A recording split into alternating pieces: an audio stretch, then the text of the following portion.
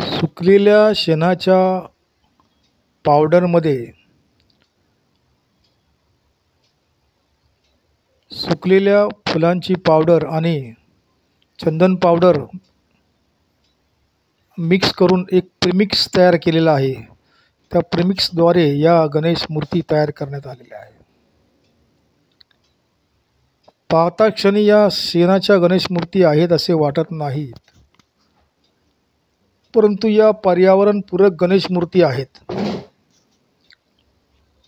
ज्या सुंदर विलोभनीय स्वरूपात आपल्यासमोर दिसतात.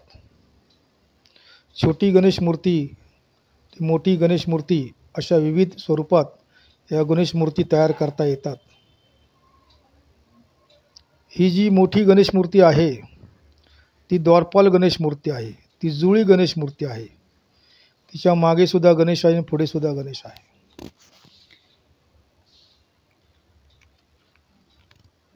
या गणेश मूर्ती पर्यावरणपूरक आहेत. मातीमध्ये सहज मिसळून जाणाऱ्या आहेत, पाण्यामध्ये सहज विरघळणाऱ्या आहेत. त्यामुळे अशा गणेश मूर्ती तयार व्हायला हव्यात.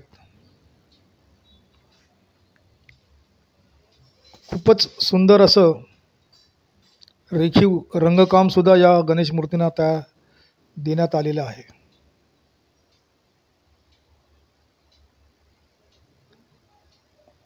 पर्यावरणाचं भान राखून अशा गणेश मूर्ती तयार व्हायला हव्यात, तर निसर्गाचा समतोल राखला जाईल,